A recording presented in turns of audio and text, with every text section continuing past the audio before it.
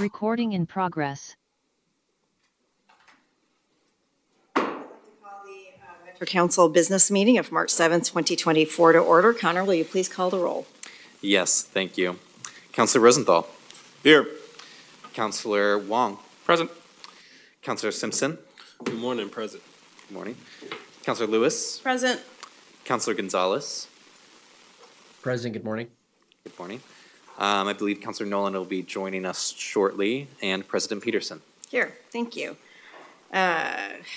We will now have a safety video for our in-person attendees.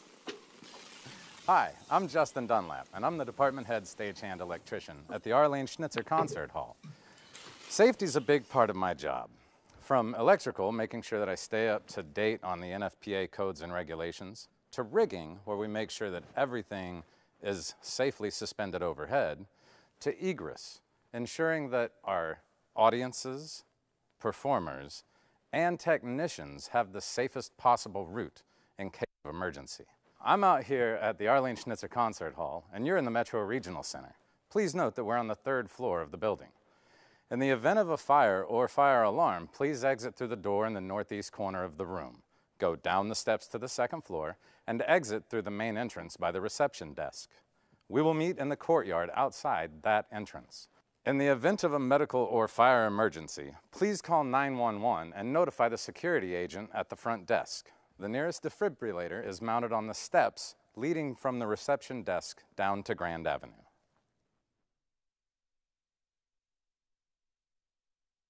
And non-agenda items. Connor, will you please describe to the audience our procedures for the public communication portion of the meeting? Yes, thank you. So if anyone wishes to testify on non-agenda items, now is the time to do so. Public testimony will be limited to 3 minutes, and I'll manage a timer to go off at the 3-minute mark. If you've not already signed up to speak, you can do so now. If you're joining us in person, you can fill out one of the blue cards in the back of the room and bring that up to me.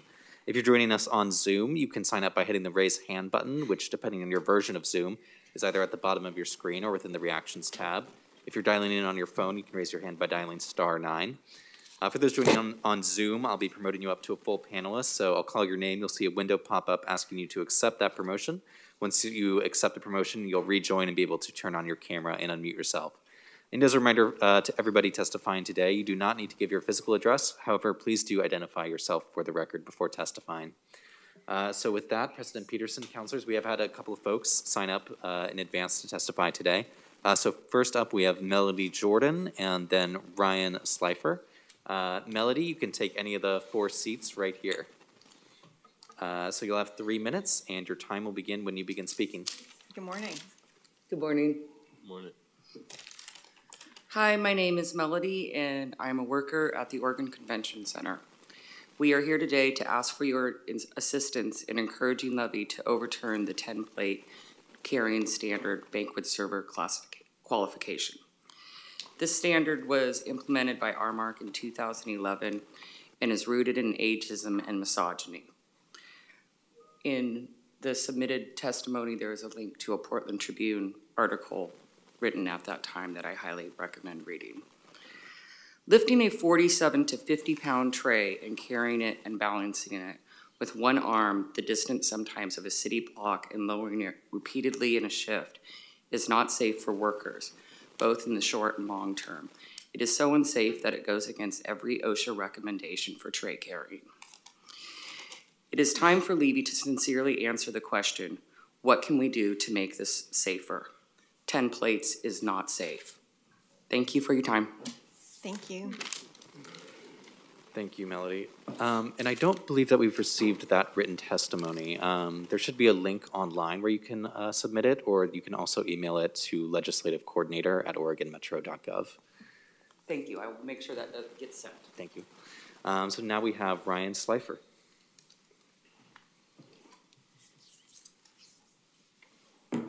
Try to keep this to 3 minutes. Good morning. My name is Ryan Slifer. I am a catering captain over at the Oregon Convention Center. I deal directly with all the floor, so I am basically overwatching all of the servers and how they have to serve the tables. First of all, I want to thank you for taking the time to have this conversation.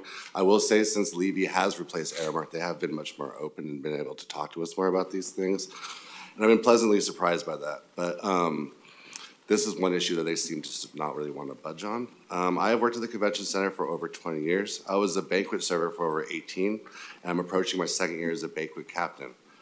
Around my 8th year as a server, a new policy was implemented. It was becoming required to carry 10 meals if you wanted to work a plated function. Before I explain why this policy is wrong and counterproductive, I would like to reflect on the reason this policy was implemented. Now, I will admit these are some of my personal opinions, but I have strong evidence and they are based from my personal experiences. When I first started at the Oregon Convention Center, we didn't have sections. We didn't have our own sections for plated events. We had partners. This, of course, created issues as complaints of unfair divisions of duties would often be voiced. Unfairly, these complaints resulted in the assumption that the older, often female workers were not performing at the same level as their younger, often male counterparts. This discriminatory opinion was reinforced by a previous manager we had, a manager who later had several complaints of misogyny and sexual harassment. This is my first complaint about the policy, as it was derived from a falsehood that these older women were not performing at the same level as everyone else. It was implemented by someone who demonstrated misogyny, and after implementation did nothing to improve service during these plated events. In orientations and training sessions, Levy is constantly referred to their policy of inclusiveness. This arbitrary rule does not reflect that. My second complaint is that the policy is counterproductive. The servers that are not allowed to work the plated events because they can't carry 10 are some of the best, most experienced servers that we have. Just because of one minor aspect of the job, they are not being scheduled for some of the most important shifts of the year. There are several servers who can carry 10, but they are nowhere near as talented as some of the servers who can't even sign up for these shifts. To use a sports analogy, we are leaving some of the best players we have on the bench. My third complaint is safety. Even those who can carry 10 with apparent ease are at risk of injury. I personally have had a hernia surgery. I have wrist issues to this day, not to mention the back and shoulder pains I would experience directly after these shifts. The issues are common among the staff, and they do carry over to the shifts. Oftentimes, we work multiple shifts in a row, and the next day I can see the pain in these servers as they're trying to, and that reflects in a poor service for the next days. I could go on and on about this. There's several examples I could make. Unfortunately, don't have the time. But I think that, I would like to discuss this more on how we can move forward in a more inclusive and non-discriminatory policy that will not negatively impact efficiency and productivity, but instead improve it. And I truly believe that this is achievable. And I hope that the Metro Council, I know that Levy will listen to any voice from Metro. I apologize. They will listen to any voice from Metro, and they're more than willing to change this policy. And I do honestly believe that the reason that they are having any resistance to do so is not because of the managers that we have there don't want to change it. It's because of the corporate bosses above them. They want to keep this policy, nationwide. Thank you for your time. Thank you so much. All right. Anybody else signed up to talk about this specific issue, Connor? Do we know? No. Okay, then can I just look over at our COO and ask her to look into this specific issue? Marisa, would you be able to just get us a little bit more information? Happy to, and Steve Falstick, our general manager of venues, is here as well and listening, so happy to do that. He's behind, I cannot see him. He's but behind the thank you. pillar, but he is here. There you are. Awesome, thank you. Thank you. I think the council would appreciate that. Thanks. All right, Thanks. go ahead, Connor, thank you. Thank you. Okay, so once again, taking testimony on non-agenda items, so I'll just give folks in our Zoom or physical audience another chance to raise their hand if they would like to testify at this time. Okay, and seeing none. Okay, great. Then I will close this portion of our public communication on non-agenda items and move into the consent agenda. Today's consent agenda consists of 3 items: consideration of the January 25th, 2024 council meeting minutes, consideration of the February 1st, 2024 council meeting minutes, and consideration of the February 8th, 2024 council meeting minutes. Do I have a motion on the consent agenda? Moved. Is there a second? Second. It's been moved by Councilor Lewis and seconded by Councilor Simpson. Any further discussion? All those in favor, say aye. Aye. All those opposed, say nay. Hearing none, the motion carries. Thank you. All right, we will move on to our resolutions. Our first resolution today is resolution number 24-5386 for the purpose of approving fiscal year 2023 through 24 funding for grants funded with the construction excise tax batch 2. In May, in May of 2023, Metro launched its most recent iteration of the 2040 Planning and Development Grant Program.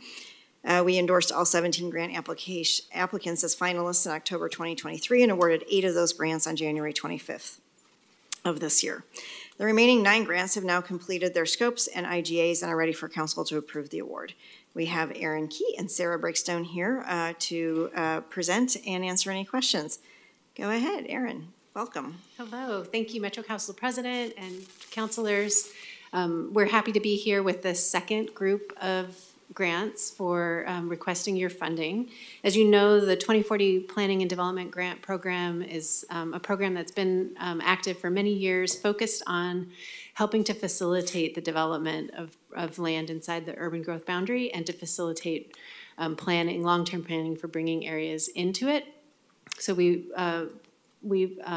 provided grants to a variety of different planning projects, including concept planning and community planning that helps bring areas into the growth boundary, and then specific neighborhood and intensification work that looks at how we produce really great communities with active transportation inside the urban growth boundary. And this cycle is no different. We have a lot of exciting ones that you already learned. You already learned about half of them. So when we were here before, you approved those that were ready to go, and that was like the first batch. And so we came back in a second batch. We have 2 batches because we have 17 grants in total. Go ahead and go to the next slide, which is very exciting. We had a bit of a delay during COVID, and we had a couple years that we missed. So this is where we're catching up. So we have a lot of grants this section, and as you know, we're talking about working quickly to get another cycle going very soon that will keep these important funds flowing for good planning projects. Just a reminder that these were identified by these were all reviewed by a screening committee who reviewed and recommended these grants for your approval. You provided endorsement of these grants in October, and that gave staff the authority to begin working on intergovernmental agreements with all of these grantees. And so that's where we're at now. This second batch has all worked out intergovernmental agreements and specific scopes of work to achieve the goals of their planning projects. The first batch of awards was made by council on January 25th. That was 1.7 million. So the remainder of the 4 million, approximately 4 million, is being requested today. So with that, I'll introduce Sarah Breakstone, who is our manager of the 2040 Planning and Development Program, to tell you a bit more about the grants in this batch. Thanks, Erin. Good morning, councilors. You could go to the next slide, please. Thanks. So, yeah, happy to be here with the remaining 9 grants from Cycle 11. The total award today is just over $2.6 million. And in order to make that award, council will vote on Resolution 24-5386. And with that award, it'll bring the grand total for Cycle 11 to about $4.4 million, which is a little bit higher than the number you endorsed back in October. And I'll talk about the reasons for that increase as we move through the slides. Next slide. So getting right into the list of the 9 grants for this batch. Under the equitable development category, we have the Portland Green Loop. We have the Portland Center for Tribal Nations in the Onsi District. There is a project for Gresham to do some parking management strategies to help them address the CFEC, Climate Friendly and Equitable Communities legislation. And Gresham is also taking a relook at the Springwater Plan District. So total for this category is about 1.2 million. I will note that grant amounts that have an asterisk next to them are ones that have increased since you made this endorsement in October. There are a handful of them in this batch, and so when I get to the end, I will kind of explain those increases for each of these projects. Next slide. We have 4 in the industrial land readiness category this batch. As you'll recall, this is a new category. The Cycle 11 is the first time that we've offered this as a specific standalone category. You may recall that the Wilsonville project started out as a study of zoning and infrastructure for Basalt Creek. That scope has expanded to include a citywide economic opportunities analysis and a more comprehensive look at zoning code for their employment and industrial areas. This category also includes the Portland East Bank Environmental Mitigation Bank Pilot Project, which is a mouthful, the Clackamas County Zoning Code Diagnostic Report, and the Portland Industrial Land Readiness Strategies. So about 1.4 million in this category. Next slide. And finally, in the community engagement category is the Gresham Equitable Engagement for Code Updates project. Next slide. So just a quick sort of explanation for some of the increases, because again, there are sort of a handful of them. The Gresham Parking Management Project increased by about $20,000 so that they could include some additional engagement in their scope, specifically to engage the downtown, I think it's called the Downtown Parking Committee. They wanted to make sure that they were engaging that group adequately throughout the work. Again, the Wilsonville project started out as just a study of Basalt Creek, and they wanted to expand their scope to do more citywide work. So this is going to now include the Basalt Creek work, along with citywide environment, or EOA, and a look at their zoning for industrial and employment lands. And that was an increase of about $120,000. The Clackamas County Zoning Code Diagnostic Report also increased by $120,000. Initially, their scope was just to look at employment and industrial lands, and they have expanded that to include a study of all of their residential zones to really look at housing. The Portland Industrial Land Readiness work increased by about $50,000. While they were scoping, they identified some additional project needs. Specifically, they want to be able to take a more detailed look at the 18 sites that are going to be identified through the process of this project.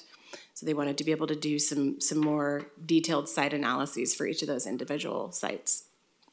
And finally, the Gresham Code Engagement Project increased by $8,000 so that they could provide more support to the Civic Academy, which is a group of community members that will be developed as part of this work. And they want to be able to provide good stipends and a consultant who will manage that group and train them. So the total increase is about just over $300,000, again, bringing the grand total for Cycle 11 to about $4.4 million. Next slide. So next steps, council will vote on resolution 24-5386. If that passes, then we will move forward with finalizing agreements and getting fully executed contracts so that project work can begin.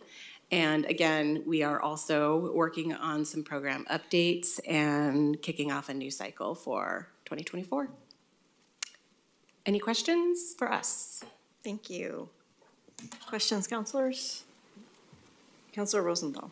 Just a quick question. Can you characterize at all what proportion of these grants is going to staff enhancement or to consulting work? Right now, grants do not pay for staff time. Okay. So the bulk of the work will go to consultants and or community partners, community-based organizations that are part of the work. Okay. Yeah. Any other questions? Oh, Councilor Huang. Great. Thank you, Madam President, and thanks for bringing us this next round. I was wondering if you could speak more about the Green Loop project and what the intended outcomes are from that process. Sure, yeah. There are kind of three parts to that project. One is to take a close look at governance. So as the Green Loop travels through the various different parts of Portland, who is responsible for managing that segment of it. So looking at governance, looking at operations, and then the third piece is looking at some equitable design elements. So not design of the facility itself, but design of sort of things to make the trail feel cohesive, wayfinding, also design elements that will speak to the specific districts as the facility travels through the different parts of Portland. So governance, programming and operations, and then equitable design. And what parts of Portland is it focused on? Mostly the west side, park blocks. Thank you. Anything else? All right.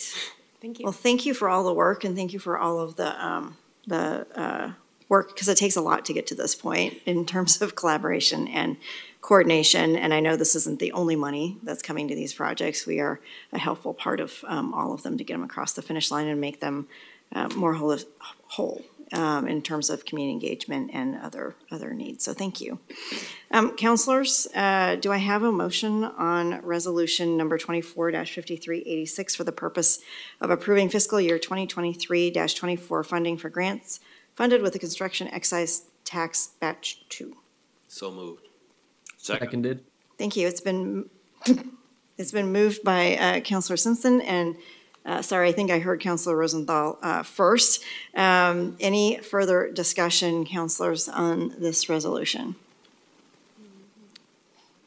Seeing none, Connor, will you please call the roll? Yes, thank you. Councilor Gonzalez. Aye. Councilor Wong. Aye. Councilor Simpson. Aye. Councilor Lewis. Aye. Councilor Rosenthal. Aye. Councilor Nolan. Yes. And President Peterson. Aye. The motion passes. Thank you. And thank you again. We look forward to the results. Great, thank you so much. Thank you. All right, we'll move on to resolution number 24-5389 for the purpose of amending the natural areas work plan to fund real property purchases by public partner through the bond acquisition programs of the 2019 Parks and Nature Bond Measure. Councilors, if you'll recall, last month we discussed with staff possible changes to the Parks and Nature Natural Areas Work Plan. I believe we have staff in here that could start coming forward. This discussion focused on the COO's current authority to purchase properties with Parks and Nature Bond funds if they meet certain conditions, and the possibility of expanding that authority. This new delegation of authority would help to facilitate the purchase of some properties purchased by local partners with Metro funds, provided those properties meet specific criteria and support the bond's goals. In addition to council feedback during the work session, staff met with councilors individually to refine this resolution. Today we've got John and staff, and I will let you take it away, John, to talk about what we have before us today.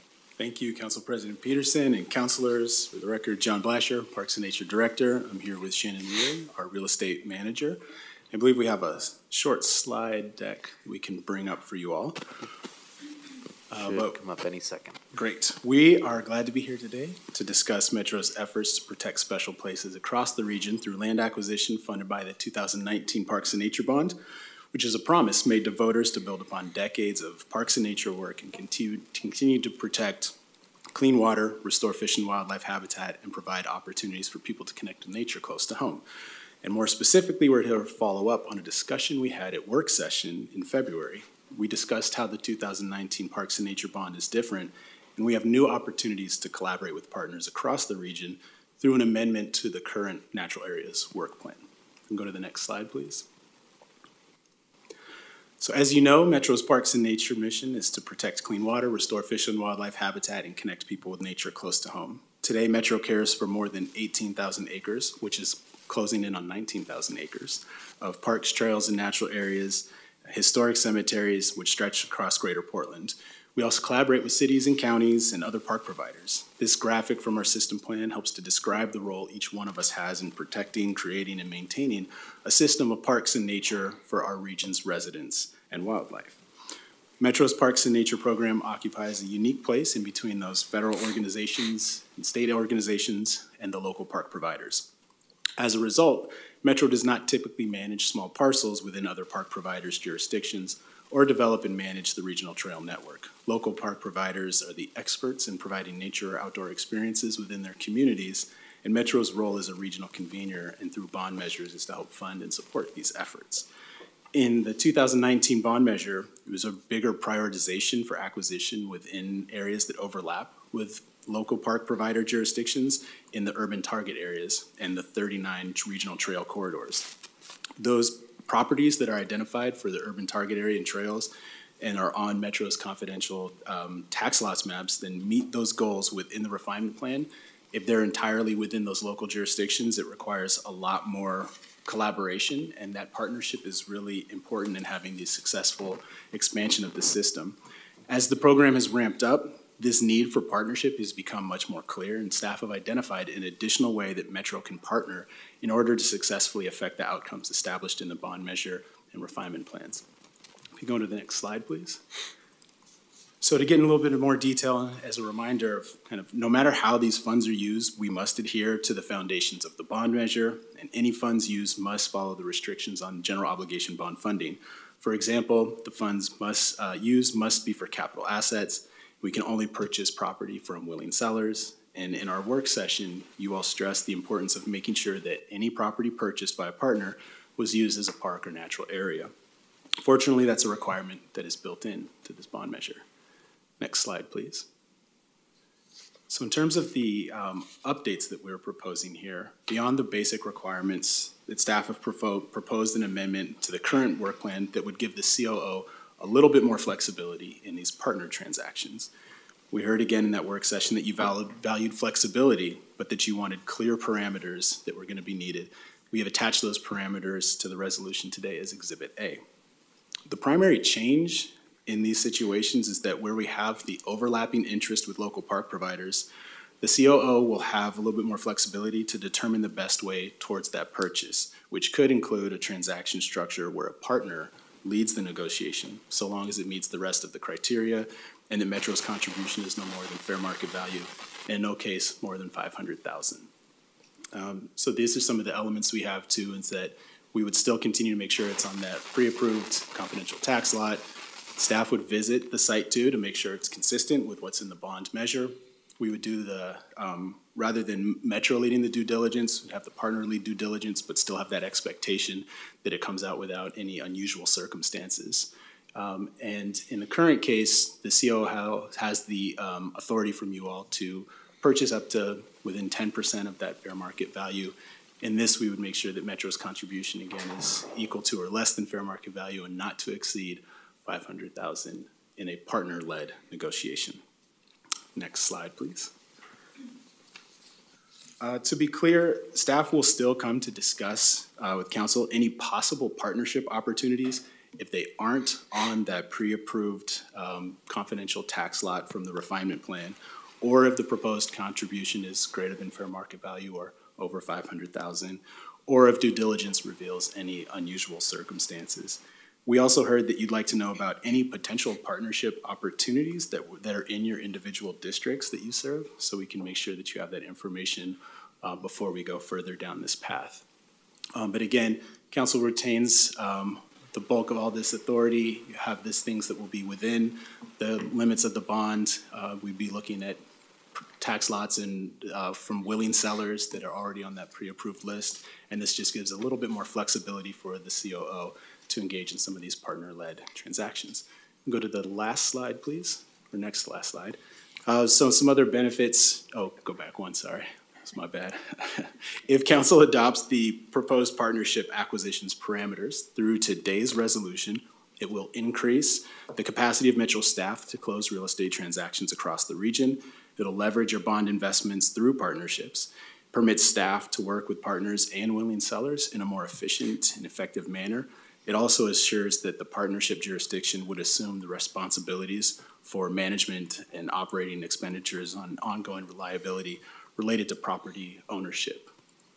And with that, we can go to the last slide. And I thank you and welcome any questions, and I have Shannon here to help correct anything if I've missed it. Thank you.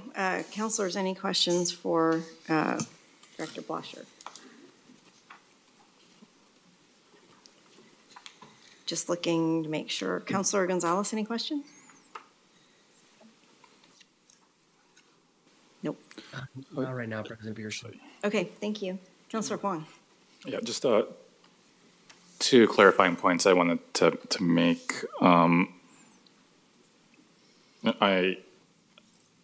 I'm supportive of this, and I like that we're going to be able to meet kind of the goals that the voters and the council put forward without having to pay for ongoing maintenance on these kind of potential properties in perpetuity. So I think that makes good fiscal sense.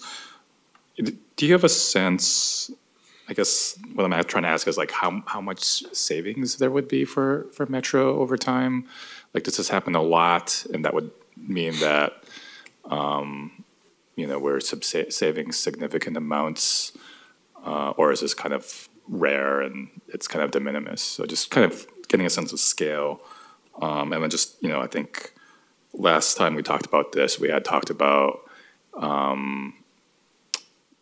we have a system where we use executive session, but in this model, executive session is not possible. Is that correct? Because we're not the lead agency. So yeah, just two questions that came to mind. Correct. When it comes to, thank you, Councilor Wong. When it comes to executive session, because we would not be the lead agency in these negotiations, it wouldn't be protected under that executive session for having those kind of confidential real estate negotiation conversations, which could impact sort of the local jurisdictions. Right. And also our ability to negotiate if we have, yeah, okay. Correct. So it wouldn't fall under that sort of executive session privilege. Again, we're transparent with all the transactions that we have, after the fact, and making sure that people have that, the ability to see the transparency and accountability of public dollars. To your question about ongoing maintenance and operations, that's a very difficult answer because it depends on the size of the property, the location of the property, what is the property for? Is it a trail? Is it a wetland? Is it a savanna? Is it upland forest? Is it riparian? And the size can greatly impact that. So ultimately, the savings, I think, it can really range. More than anything, we want to be able to have acquisitions that benefit the public and find which is the best public agency to take care of that property. And so those were some of those biggest trade-off and opportunities. But it can range from, hundreds of hours of staff time, especially if it's a small parcel that's further away from some of our other parks and natural areas. So just travel time alone to get there, to visit it, and being able to be there on a more regular basis. So. And then on the flip side, is there a mechanism to ensure that a local jurisdiction would care for that property to the standards that your team might? Yeah, as part of the IGA process, we definitely would lay out some of the parameters and expectations for making sure that it's, in a park or natural area that is for the intended use. When it comes into setting our expectations around maintenance and care on another jurisdiction, we try to be good partners and not put extra expectations on that. We make sure that they're following what is in the bond and overall the intended use. But I think we get into a sticky place if we're trying to tell people how long the grass should be or what the weed treatment plan should look like. We'll offer our input and our thoughts on it in ways that we would hope that would be consistent, but we really look, again, to the local jurisdictions for making sure that it's within their standards of maintenance and operations, but that it also fits with the overall vision and expectations of the bond. I mean, is there a mechanism then where the local jurisdiction purchases it, and then in a couple of years they're like, we're gonna pave it over and put it in the convenience store? Yeah, so what we have in the IGAs is that for any reason, if there's a change in deviation in that, there's an opportunity if we wanted to have a potentially each IGA would be slightly different, but in general, there's making sure that they pay for the amount that we would contributed so that the voters would get that money back and it could be applied towards a different property or acquisition or project, or if there's an interest for us in having a property interest in that site down the road, that we'd have those opportunities. But yes, there's definitely a mechanism in there that makes sure that this doesn't just, like you said, turn into a paved parking lot and the public loses out on that intended benefit of habitat or park space. Okay, thank you. I'm comfortable with that. Thank you. Thanks. All right, Councilor Rosenthal. Yeah, just to follow up a little bit on Councilor Huang's concern, do we have a mechanism in there so that we purchase a property, a partner purchases a property, and we help them to keep them from converting? I mean, as you know, there's a definition problem. We say parks and we mean natural parks. Some people say parks and they mean parks and recreation areas. So do we have any, I mean, what would happen in the process if they say, like, in 3 years down the road, they say, well, you want to pave over part of it and put it in as a recreation area, as a sports field or something like that? And then, are there any limits on who we consider as partnership, as partners potential? Does that include federal agencies, the tribes, local nonprofits, et cetera, et cetera? In terms of, Councilor Rosenthal, in terms of partnership, we define that as a local government or a public entity who works consistent within the natural areas of habitat and wildlife and connecting people with nature, so like other local park providers. But again, it's focused more on the local entities, but we do have a relationship with, state and federal if that were the case. In terms of if there is something that's deviated from the intended use requirements, those things would be covered in the IGA, and there'd be conversations if there was anything that was deviating from that intended use that would result in possibly a reversion of either funding, payback, or something like that. And all these things would be consistent with what we have in the general obligation bond requirements. Would the IGA cover a period of time, or would it be sort of go on infinitum? I mean, I could see that the IGA just must cover conversions within 5 years or 10 years or something. I'd look to our attorneys on this one, but I believe that when it comes to the requirements in the bond, there's a minimum of 20 to 30 years for the bond for that intended use. Okay. Thank you.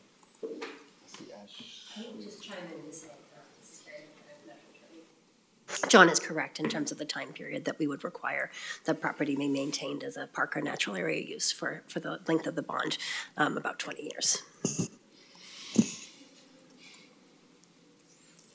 Any other questions? All right. Councilor Lewis.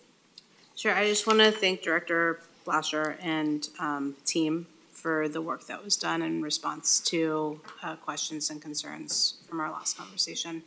This is really good work and it's still right direction on our partnership, but also getting the very clear chart with what we're talking about. Thank you.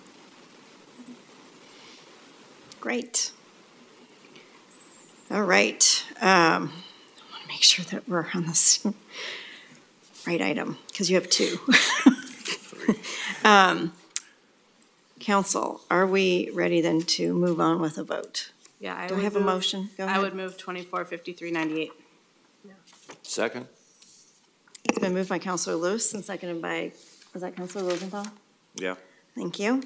Any further discussion? If I may, just for the record, President Peterson, the resolution number, I believe, is Yes, I was wondering about that. 5389, not 5398. I'm sorry, I'm believing that I did that wrong. So just a clarification, you don't need to remake the motion at all, just to make sure the record is clear with respect to the resolution number. I would ask that we also make sure that the attachment number is corrected for the record, because it's different in 3.2 on the agenda from, it's listed both ways. Yep. Agenda. So noted, and we will make that correction. Thank you, Councilor Lewis. Any further discussion? All right. Connor, will you please call the roll? Yes, thank you. Councilor Rosenthal. Yay. Councilor Nolan. Yes. Councilor Wong. Aye. Councilor Simpson. Aye. Councilor Lewis. Aye. Councilor Gonzalez. Aye. And President Peterson. Aye, the motion passes. Thank you. And thank you for all of the work on the 2019 Parks and Nature Bond. Much appreciated. All right, we'll move on to resolution number 24-5390. I'm looking at our attorney. For the purpose of adopting the East Council Creek Nature Park Master Plan. Councilors, the East Council Creek Natural Area is one of our metro natural areas along Council Creek near Cornelius. That was a really hard sentence. Over the past several years, Metro has been working collaboratively with the City of Cornelius and community organizations to develop a master plan for this important area. The master plan will guide future development, provide better access and trail improvement, and will protect forest habitat and watershed connectivity. And again, John, go ahead, take it away. Thank you, Council President Peterson and Councilors. John Blasher, Director of Metro's Parks and Nature Department, joined today with our project manager, Elena Tarula. We're here to ask Metro Council to approve the East Council Creek Nature Park Master Plan. East Council Creek Plan proposes future formalized access to Metro's East Council Creek natural area in Cornelius. Go to the next slide, please. So as you know, and as I mentioned in the previous item, Metro's Parks and Nature mission is to protect clean water, restore fish and wildlife habitat, and connect people with nature close to home. We do that through a network of parks, trails, and natural areas in over 18,000 acres within the region. We collaborate with cities, counties, and other park providers through work on regional trails, local share, and grant programs. Next slide, please. This graphic from our system plan helps to describe that role of different park providers in the region, and it shows Metro's unique role filling that gap between large parks provided at state and federal level and local parks provided by cities and park districts. East Council Creek falls more to the urban side of the spectrum of natural areas in Metro's portfolio, being right there in the urban growth boundary. We can go to the next slide, and I'm going to hand it over to Elena to share more about the planning process and the East Council Creek Master Plan. Thank you, John. Good morning, councilors. A vision plan or master plan plays an important role in Metro's process to create new nature parks. The plan sets a vision for the nature park's future. The planning process allows us to better understand a site, its context, and community priorities. A site plan puts spatial parameters around ideas and values and helps clarify what should be built, where, and why. The planning process articulates a common understanding among community members and project partners about how to protect the natural resource values of a site while providing for meaningful experiences of nature. It helps us understand what a nature park will cost to build and what it will cost to operate and maintain long-term. Planning for a site is the first step in a multi-phase stages and gates process. Between each stage is a gate, a chance to pause, evaluate priorities, budgets, and long-term maintenance needs, and to make sure the project is in alignment with overall priorities and resources. Often there is the ability to move forward through these project stages one after the other, but sometimes longer pauses are needed between stages. Today, we are establishing the vision for a nature park at East Council Creek, but the funding for construction and long-term site operations are unknown at this time. The plan report and site design serve as both a record of the community conversations that helped shape the plan and a roadmap for future development. Finalizing a master plan doesn't always mean we'll move forward with the design and construction right away. However, it does mean that when resources are available, we will be ready to move forward quickly and efficiently with next steps. Next slide, please. The natural areas along Council Creek protect an important tributary of the Tualatin River. East Council Creek, highlighted in yellow, is on the northern edge of the city of Cornelius. This slide shows some of Metro's investments in this part of the region. We've been working with partners for decades to protect land along the Tualatin River, including Metro's recent purchase of the Laurelwood site near Mariposa Park, which protects 53 acres of Tualatin River floodplain. The darker green parcels on this map show other natural areas managed by Metro, and the yellow dots highlight recent collaboration with the city of Cornelius, including 2 community choice grants that Metro recently awarded, Keeping It Rustic in Cornelius and Pocket Forest in Cornelius, both funded by voter investments in Metro Parks and Nature. And Chehalem Ridge at the bottom of this slide opened in 2021. It's just a 15-minute drive from Cornelius. We're also supporting work on the Council Creek Regional Trail, just a few blocks south of East Council Creek. Next slide, please. On this map, the site and planning area are outlined in black, with other Metro natural areas shown in green. East Council Creek is 33 acres, purchased between 2001 and 2003. The site is on the edge of residential areas with rural land, mostly agriculture, to the north. The proposed nature park entry is just 2 blocks from the future Council Creek Regional Trail and less than half a mile from the nearest bus stop. As you can see from this map, the site is divided into 2 sections, 7 acres east of Hobbs Road and 25 acres between Hobbs Road and Sussbauer Roads. And in addition to the two main entry points on Hobbs Road, there are entry points which are shown with white dots that connect to the neighborhood. And the purple dashed line indicates a paved trail between the site and residential areas. The topography of the site is 2 levels. The areas next to the creek tend to be wet with thick vegetation, and the neighborhood access points sit on a terrace above the creek. There's a relatively steep slope that connects those 2 areas. One of the site's challenges, which the plan addresses, is that if you walk into the site from any of the access points, you can follow a trail for a short distance before it disappears or becomes steep or muddy and difficult to follow. This causes both a confusing experience for people entering the site and habitat degradation from people walking off trail to try to find their way. Next slide, please. Here, the picture in the middle is from one of our site tours that we conducted during project engagement, and you can see how difficult the trail is to follow, but also how immersed in nature you are at the site. East Council Creek offers a variety of nature experiences. There is Council Creek and its associated wetlands.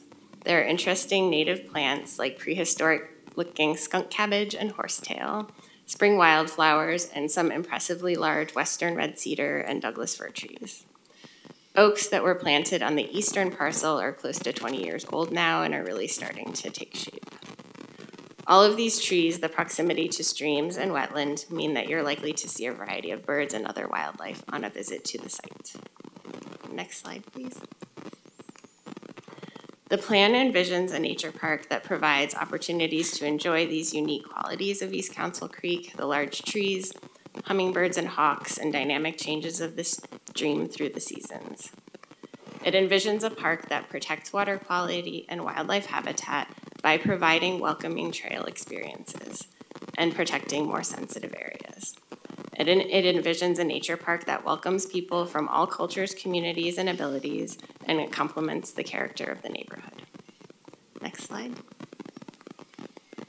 The project team did extensive community engagement between 2017 and 2019 to develop the plans. Engagement included bilingual workshops, open houses supported by city staff, site tours conducted in partnership with Centro Cultural, as well as presentations to the Parks Advisory Board and CPO 12 about the project. In 2019, we paused the council adoption process to have time to talk with the city about long-term management of the site. We want to ensure that when we build a nature park, it is one that can be cared for long-term. Then COVID-19 happened and the pause turned out longer than intended. So now we want to finalize that plan so that at some point in the future, when funding and capacity are available, we are ready for next steps. Next slide, please. I want to share a couple of highlights from the community engagement. Overall, we heard a lot of excitement about new opportunities to visit the site. We heard about the kids in the community who need more safe, healthy, and fun outdoor spaces. The biggest concerns we heard were about the potential for increased traffic and parking in the neighborhood and concerns about long-term safety and maintenance of the site. We also heard a lot of appreciation for the creek and the habitat it provides and a desire to continue protecting nature at that site. Next slide. We talked with community members about how to make metro parks more welcoming and heard that clear, multilingual information about the site, wayfinding, and safety information are very important. People shared that places that are easy to navigate for people with limited mobility, elders, and kids, trails with resting places, and parks with places to play are welcoming. And that clean, well-maintained places make people safe and invited to spend time there with their families. Next slide. These community conversations shaped the plan for East Council Creek Nature Park. The plan proposes an entry and parking area east of Hobbs Road, which the next slide will show in more detail. It proposes formalizing a natural surface trail about a half a mile with clear directional signs. The trail is proposed to stay on the south side of the creek, protecting more sensitive frog and turtle habitat on the north. Bless you. Thank you. Boardwalks would be installed in wet areas and overlooks. Overlooks will provide places to view Council Creek while minimizing erosion. In addition to the main entry off Hobbs Road, there would be 2 neighborhood connection points, both along the western parcel. And the west end of the trail would connect to the existing paved neighborhood trail. Next slide, please. Here's a closer look at the entry area where a parking lot with approximately 8 spaces is proposed. The nature park entry would include a picnic area and restrooms and opportunities for wetland viewing that are accessible from the parking lot via an all ages and abilities trail. There would also be opportunities for interpretation or storytelling about the site. Next slide. We'd like to thank Council for your support of this project. East Council Creek is a legacy of the investments voters have made over the past 2 decades. And this master plan sets the stage for East Council Creek to be a nature park that provides nearby nature close to home in Cornelius and is loved by generations to come. We would be happy to take any questions or comments at this time. Thank you. Councilor Gonzalez? Just assuming that you're going to weigh in. Yeah, I do want to weigh in. Thanks, President Peterson, and really sorry to the team that I wasn't able to be there in person to celebrate this moment and the 7-year process and investment that's gone into community engagement, community involvement, but also unlocking of natural areas in part of the region that's very close to my heart and to my home.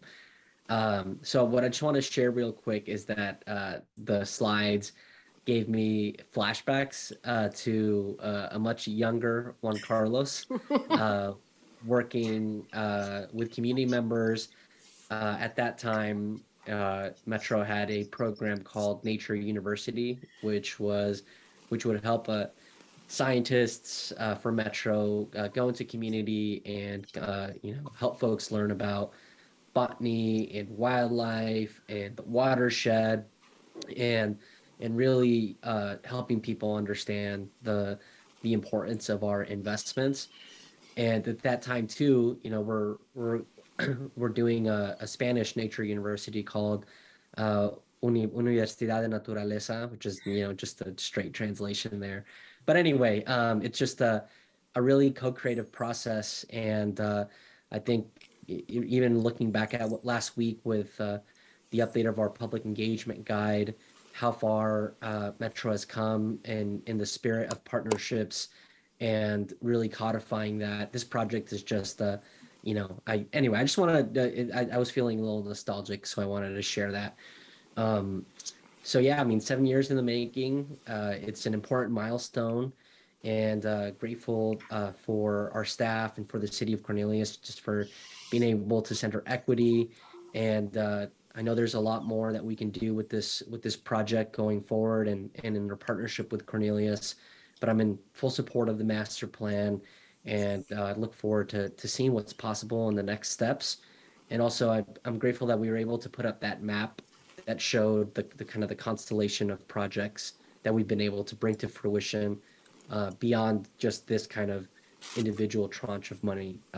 So anyway, just thank you, and I'm in support. And thank you, President Peterson, for calling on me to say some remarks first, because it's there's a lot of great work and money well spent, if you ask me. Thanks. Great, thank you. Councilor Rosenthal and then Lewis. Thank you, President Peterson. I think it's a great project, and I'm really excited that we're going to be adding to this master plan. I would hope someday that we could do something similar on Somme Creek, which is the creek that I live on, and over in the Tualatin area, it has a lot of ecological habitat. Being a sort of an eco freak and hydrologist, I like to see complete corridor protections. Are there any opportunities, or can you envision any opportunities going forward in connecting or protecting some of the areas, particularly of Council Creek, that lie outside the park area, that are now, could be subject to development or something, or some sort of transformation? Because I noticed there's some gaps in the in the actual protection of the creek corridor itself. Thank you, Councilor Rosenthal. I don't know off the top of my head. I have to see what those different tax lots look like and where they may be on our list for consideration of protection. But I know that Council Creek and Dairy Creek and several creeks and tributaries to the Tualatin are all all top priorities or high priorities. So definitely have to go and take a look at that. And I think, well, I see our real estate manager here, but I'm not going to put Shannon on the spot right now. But definitely look into that and get back to you and see where there's that opportunity to think about the larger vision of that stream corridor protection. Okay, great. Councilor Lewis. Sure, thank you so much. Thanks for the thorough presentation and the years of work that have gone into this that preceded any of us other than Councilor Gonzalez and all of his various stages of involvement. My question is regarding plans and investments for tribal engagement in whatever the upcoming phases are. Because I didn't hear it presented this morning and frankly was kind of surprised to not see it spelled out explicitly in a document. Thank you, Councilor Lewis. What is spelled in the out in the document is that before we take the next steps of development for this project, so design and engineering, that we would connect with tribes and make sure that we've done our due diligence with respect to historic and cultural resources and make sure that they're supportive of the project and able to partner with us if they'd like to on the project. Okay, great, thank you. I think that's a critical step, not only for the project investments, but for future programming. Okay, any other questions? Seeing none, do I have a motion for resolution number 24-5390 for the purpose of adopting the East Council Creek Nature Park Master Plan? Move approval. Thank you. Is there a second? Second. It's been moved by Councilor Gonzalez and seconded by Councilor Simpson. Any further discussion? Seeing none, Connor, will you please call the roll? Yes, thank you. Councilor Rosenthal. Yay. Councilor Lewis. Yes. Councilor Gonzalez. Aye. Councilor Nolan. Yes. Councilor Wong. Aye. Councilor Simpson. Aye. And President Peterson. Aye, the motion passes. Thank you. Congratulations. Thank you. Yes.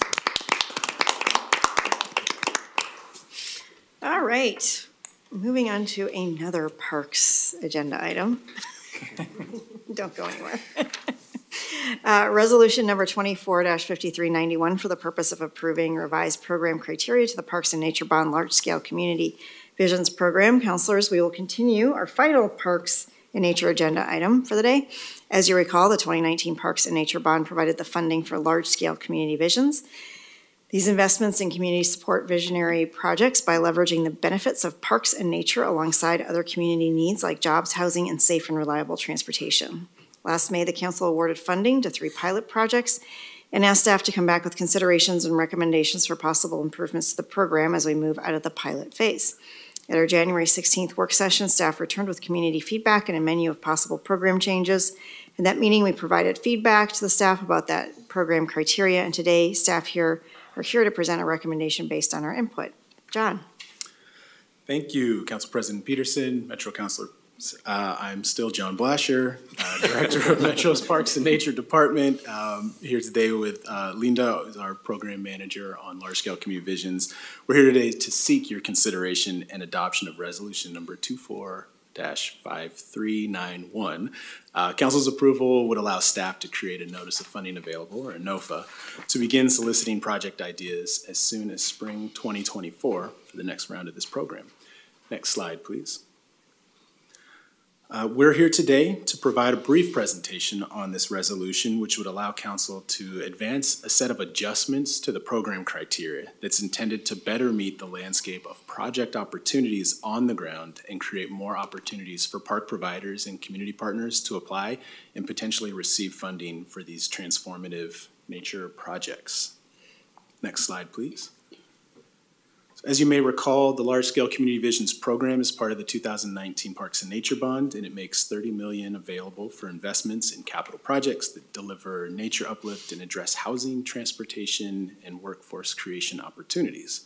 The pilot round of the program kicked off in summer of 2022, and in alignment with the council-approved pilot program handbook, a 2022 solicitation for projects resulted in Metro awarding 3 projects in May of 2023. In the pilot round of that large-scale community visions funding program.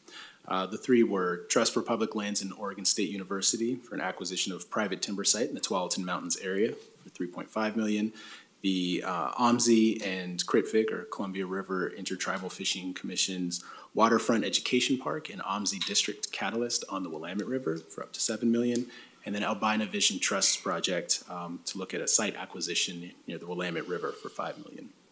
At that May 2023 meeting, Council also directed staff to identify projects in the future with a broader regional distribution outside of Central Portland for the second round of program. Staff conducted outreach and broadly across the region to park providers, conservation, and community organizations to share about the program and understand project opportunities. That feedback was rolled into a suite of recommendations for the program, and those updates were presented to Council at the January 16th work session of this year. The program updates, we hope, strikes a balance between mitigating risk while also aligning with that vision of the program as a catalytic funding opportunity for innovative, multi-benefit projects driven by community. Council approval of this resolution will allow staff to, again, create that NOFA and begin soliciting projects for this next round.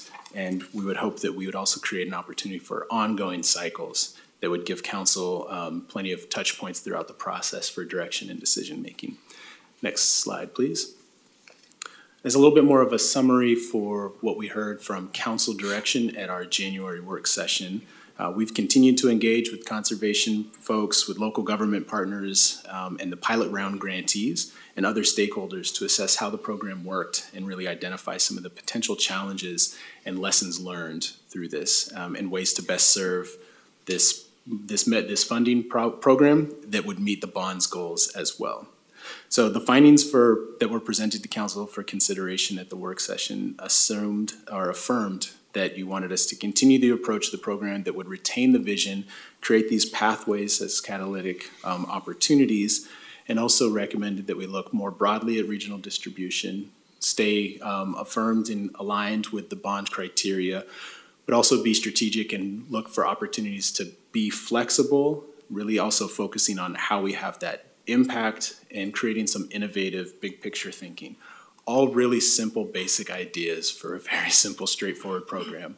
It's been a great opportunity to really think, how can this be different, new, but also fit within all of these different realities? And I'm really excited because I think we've landed in a really good place for you all to consider in some of these program updates that should make it easier for folks to apply, easier for us to think about what a large-scale community vision looks like in Gresham versus Tualatin or Sherwood or Cornelius, and how those things can look different, but also be really good opportunities.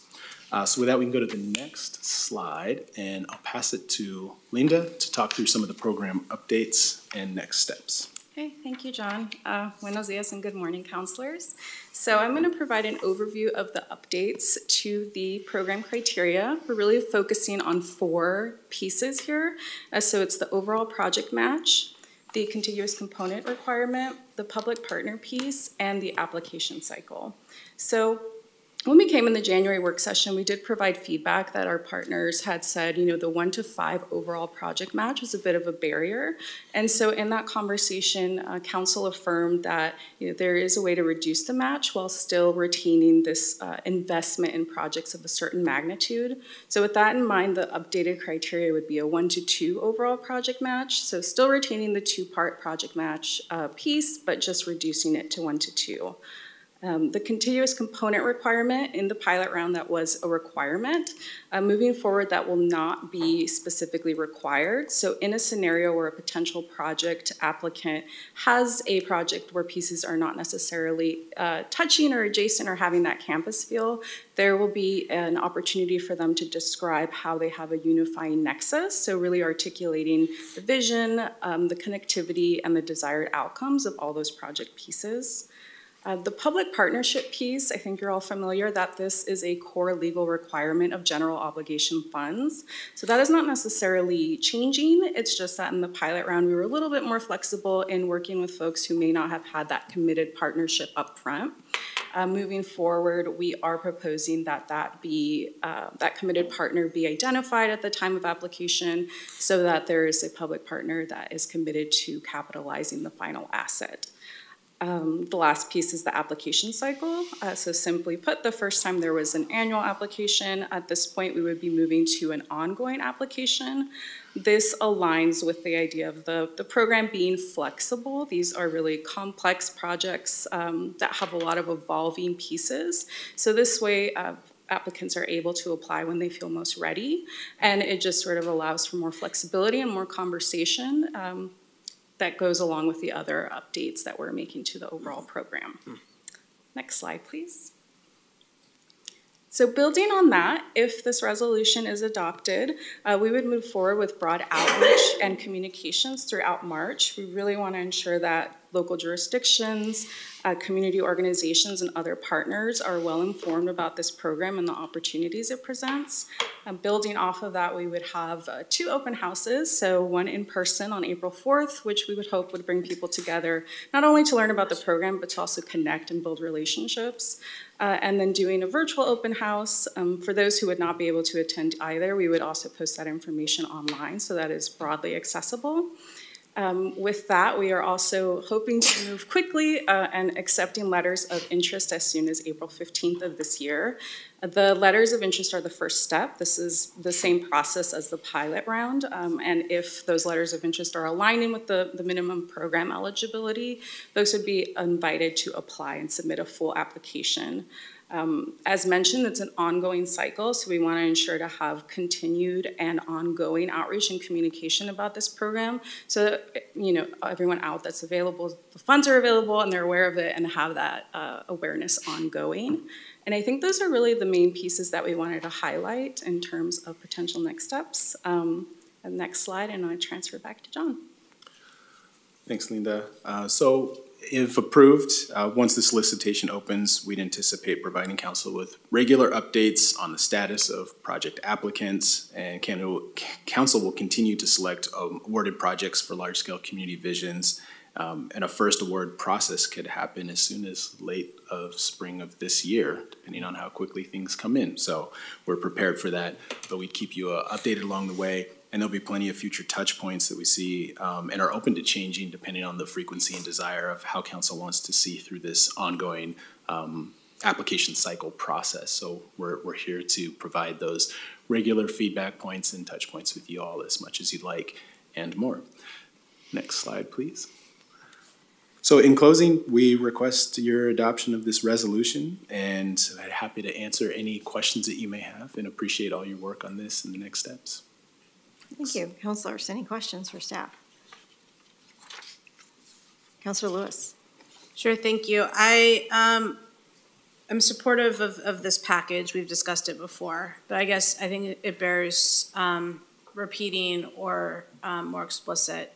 When we're changing the match from 1 to 5 to 1 to 2, we're still in the position of wanting to be the first dollars, the catalytic dollars, the dollars that open up massive future potential investment. And we're not saying that we are moving to a position of you need to have your match already in pocket. Is that correct? I believe there will always be that flexibility, and that's one of the pieces that we wanted to introduce as well, because the original handbook stated that that did need to be committed at application, and folks were not applying because of that. So yes, we're in that tension point of this is catalytic, you still need to meet these requirements, and we will work with you. There's flexibility in this program to work with folks, yes. Yeah, I would go so far as to say it's not even flexibility. The expectation is that we are early on the investment side, and it comes so early that it's hard to say if we're going to double, triple, quadruple our investment based off of what comes down the road, which is why I think it's appropriate to shift from 1 to 5 to 1 to 2, because it's all estimates, it's all pre-pledge. But I don't want us to move to a place where we're coming in with the last dollar. The whole purpose of the intention of large-scale community visions is to catalyze little glimmers of ideas. Thank you. So thank you. I'll just ditto that before I pass it to Councilor Gonzalez. Thanks, President Pearson. I also want to echo my support for the package, and I know this is we've had quite a few conversations about the large-scale community visions program, and with it being new and wanting us to have the biggest impact possible with these dollars. I definitely think that moving our match from 1 to 5 to 1 to 2, it recognizes the resource constrained environment that we're in. It recognizes interest rate. I mean, it recognizes a whole bunch of different macro factors that can hopefully help some projects move forward. And also want to echo Councilor Lewis's comment on the catalytic nature of the program. I really want to make sure too that this grant program helps us as a region aspire for more, and to really try and make projects feasible that are ambitious and large scale, right? Which I think we're all in agreement here, and wanted to echo that. And if I did have a question, I'm just wondering what can we do as Metro or as the council to really help continue to foster potential projects outside of the urban core? Is it, I'm thinking summits, I'm thinking, conversations with major potential investment partners. I don't know. I just want to make sure that we're really helping bring projects to the front throughout the entire region. Thanks. Thank you, Councilor Gonzalez. To your question of how to help promote, like Linda mentioned, there's an open house on April 4th, and we'll also do a virtual version. What's the date on the virtual? Same day. Oh, same day. Look at that. Both in person and virtual. Technology is amazing. And we'll continue to work on updating talking points and getting really easier to digest verbiage around this, because we recognize it's a complex program. But we'll do our best to keep getting that information to you, councilors, and hopefully meeting with you and your policy advisors regularly so we can understand what are some other groups that maybe we have missed or folks that we can talk to. So we're happy to help give you the information you need to help promote awareness of this. Thanks. Great. Thanks. Then we have Councilor Rosenthal, Wong, and Simpson. Thank you, President Peterson. I support this package. I particularly want to call out a support that I have for extending the continuity issue from too contiguous to non-contiguous parcels. I think that's particularly important when you're talking about watersheds and you're talking about stream corridors. Having done stream corridor assessments on Tryon, Fano Creek, Crystal Springs Creek, and some other creeks in the area, there's often ideas of what can happen in various segments, and this might open up a whole bunch of ideas. I have an idea already for a particular project, and it doesn't mean Salm Creek, but I could come up with something there too. But I hope this opens up the thinking of the various jurisdictions into thinking a little bit more in terms of the systems of stream corridors. So I support it. Thank you. Great. Councilor Wong. Yes, thank you, Madam President. Yeah, generally I'm supportive of these structural changes to the way the program operates. But I'm wondering, are you further also refining what we collectively mean by what is a complex community vision, and just being really clear, that we're centering, our racial equity goals and, accessibility to potential sites, as well as, consultation with tribal partners. So I get why we're structuring a program this way, but just kind of on the evaluation scoring side, are we also refining what it is that we're really looking for, and what we learned from that pilot round, where this is kind of a sweet spot of hitting multiple goals, and this is what we're interested in, just to help guide the kind of applications that you'll expect to get.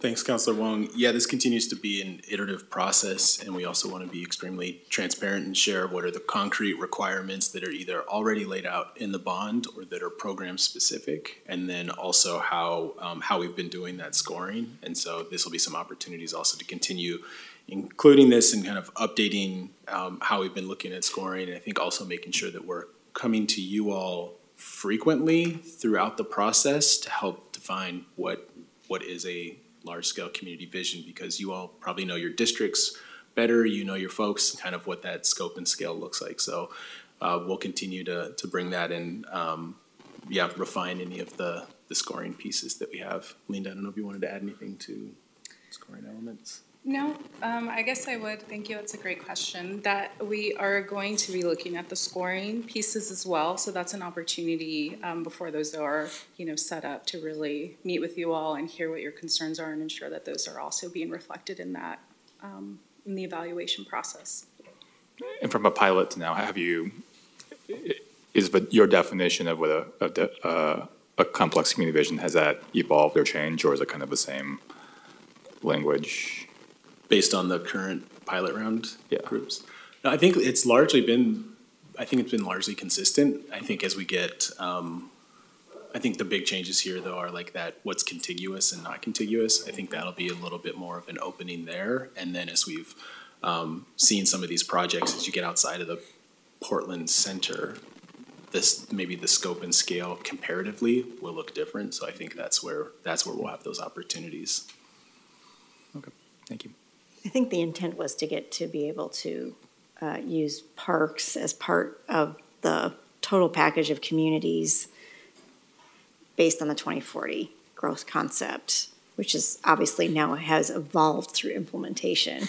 But how parks has been used in the past through Metro is different than what we're talking about with this program. So the confluence of 2040 land use planning, bringing in the parks element has been the new work in this, right? So it's not like we're recreating what Metro does. We're bringing the parks element in where it had not been before. Correct. And as you all have given us direction over the last couple of years, we continue to engage with the planning department on the transit-oriented development group, the regional transportation plan. So we're having a lot more frequent, consistent touch points with that planning team and looking at shared opportunities and really getting to better understand and integrate all of the different funding programs and benefit programs that Metro has, so that we are doing what you'll ask, which is get us departments working together. And it helps when you've got these kind of clear funding programs and these clear expectations around how to find these projects and collaborate on them. Thanks. Councilor Simpson and then Nolan. Thank you, Madam President. And thank you, Director Blasher, Linda, for your work.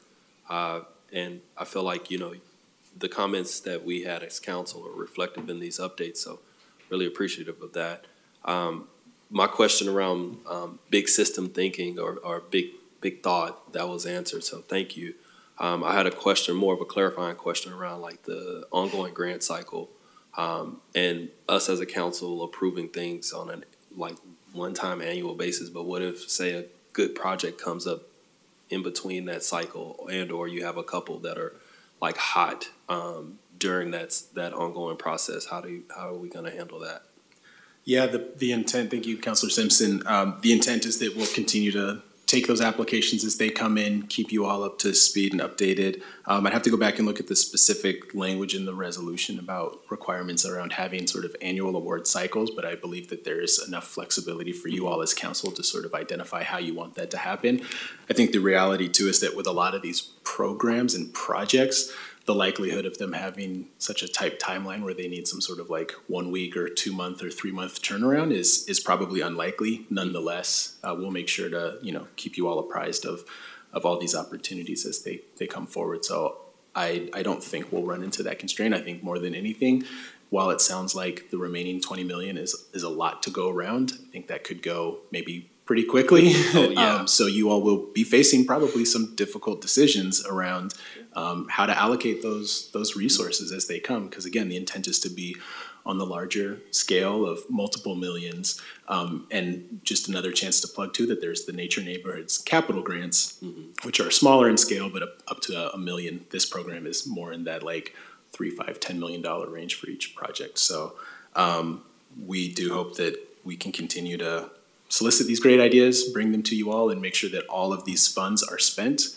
within that 10 to 12 year range by 2031. So that is also another component that we're thinking about. I appreciate the update on the contiguous piece too, because I mean, I think if you think about our rural communities or communities out in East County, like that really is going to lend them some flexibility on how they can plan and request some of these funds. So thank you. I'm super supportive of this. Councilor Nolan. Thank you, Madam President. Just quickly to remind us all that equity around the region includes the largest city in the region, and that we're about the urbanized parts of our metropolitan area. So merit should be part of the consideration and has been. I also want to thank the staff. You've done a fabulous job of thinking through this and briefing at least me, and from what I hear, everyone else on this dais. Good work. Thank you, Councilor. All right, seeing no other questions or comments, do I have a motion for resolution number 24-5391 for the purpose of approving revised program criteria to the Parks and Nature Bond Large Scale Community Visions Program? So moved. Second. Been moved by Councilor Simpson and seconded by Councilor Rosenthal. We have a trend. It's a Parks Day. Yeah, any further discussion? Go team. Seeing none, Connor, will you please call the roll? Yes. Thank you. Councilor Lewis. Aye. Councilor Nolan. Yes. Councilor Simpson. Aye. Councilor Wong. Aye. Councilor Gonzalez. Aye. Councilor Rosenthal. The watersheds, yes. And President Peterson. Aye, the motion passes. Thank you. Thank you for continuing to refine this. I know it was out of scope when we first started the conversations for the 2019 Parks Bond measure, but I think it was an important step in the right direction of being able to point towards other parts of community of what we're trying to build up and try and tie these things together. So I know it hasn't been easy, but I think it's worth it in the end, and I appreciate all the effort. Thank you very much. Appreciate it. Thank you. Thank you for taking all my items today. It's good to see you all. Every Bring my punch single card next one. time. And we won't see you now for, no, just kidding. We'll move on They're to. banned for a little while. Yeah, Chief Operating Officer Communication, thanks. Thank you, Council President Peterson, and good almost afternoon, Council. Just a quick update, it is April, and so the organization is preparing to kick off the, I'm sorry, it's not April. It is March. I was Thank like, you. what It is happened? March. Thinking ahead, we are preparing for April, in which we will be kicking off the council portion of the Metro budget deliberation. So over the next month, I'm planning to chat with each of you about a proposed process for council budget notes and amendments.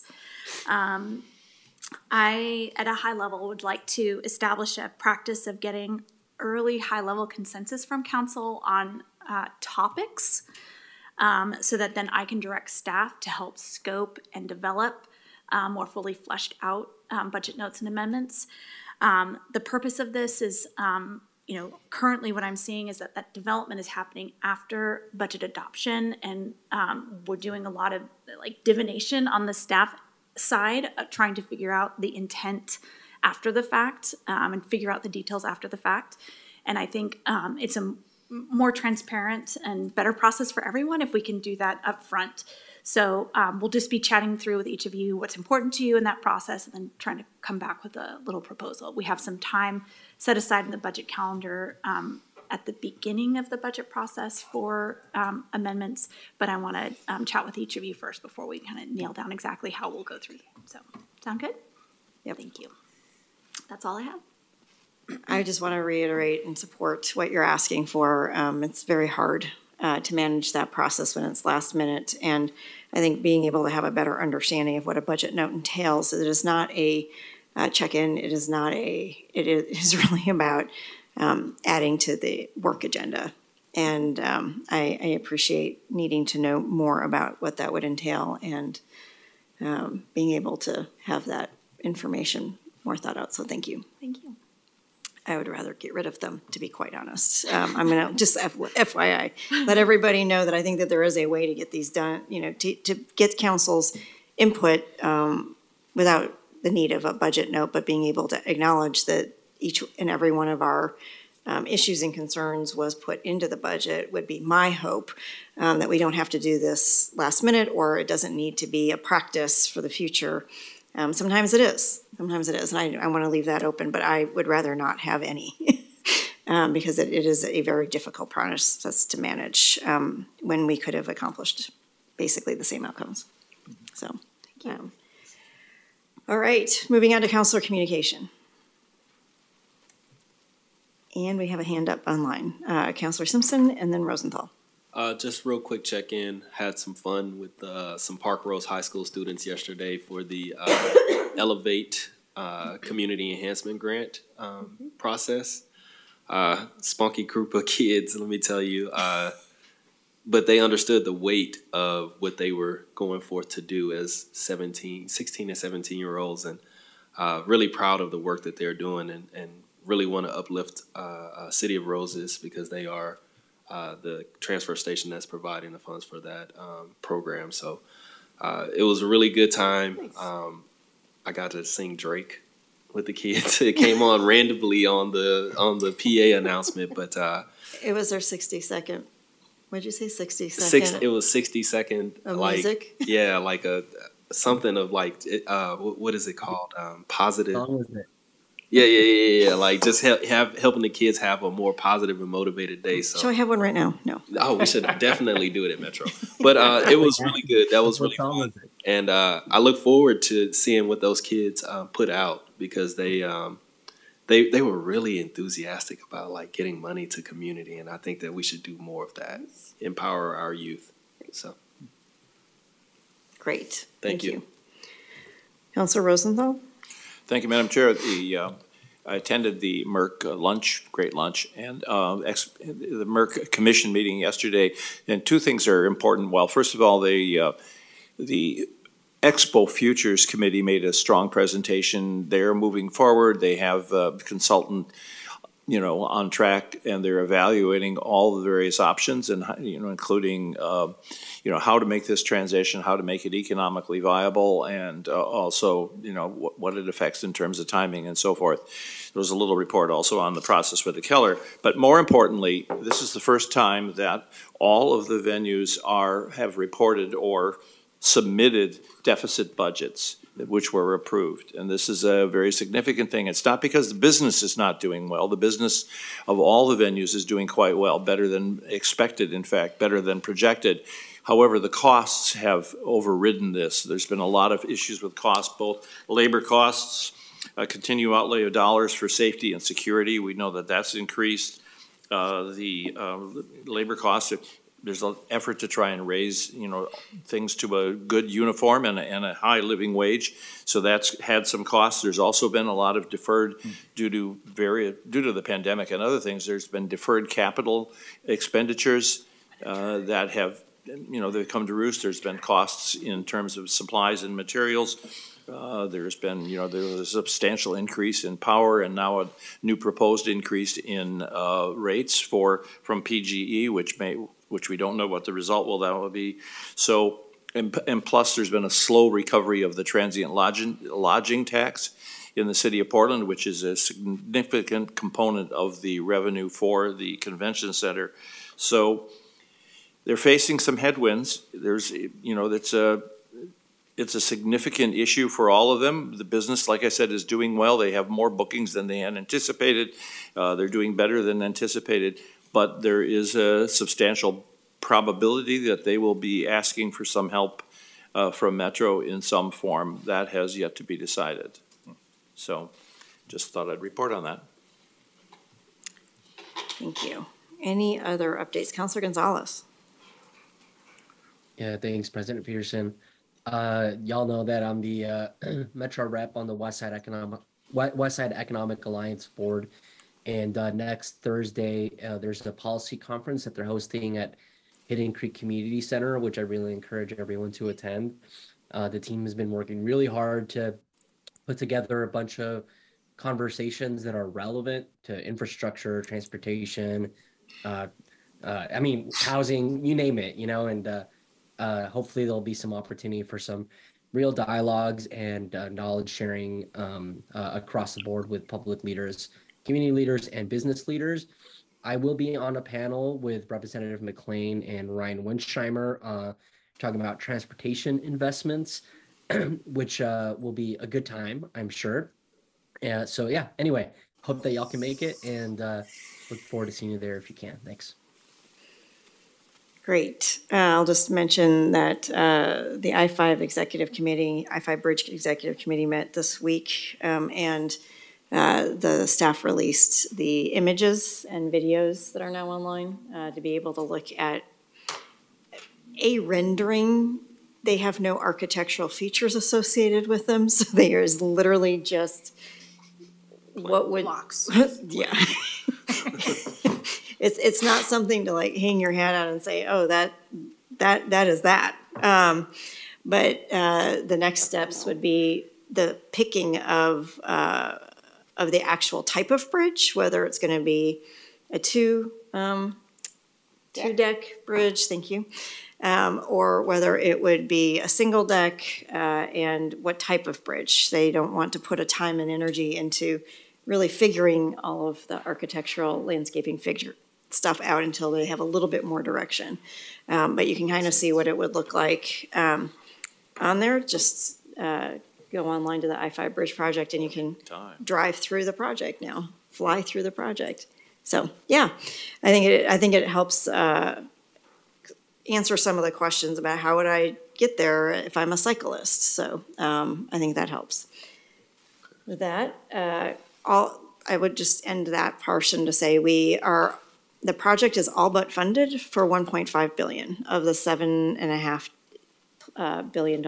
So it is well on its way and is just waiting for final USDOT money to be invested. And they have made it very clear that their $600 million was a down payment and they are fully vested in the project. So this is well on its way, but not all of the answers have been given. There's still a lot of decisions, including the community benefits agreement, that needs to be figured out. But it's well on its way.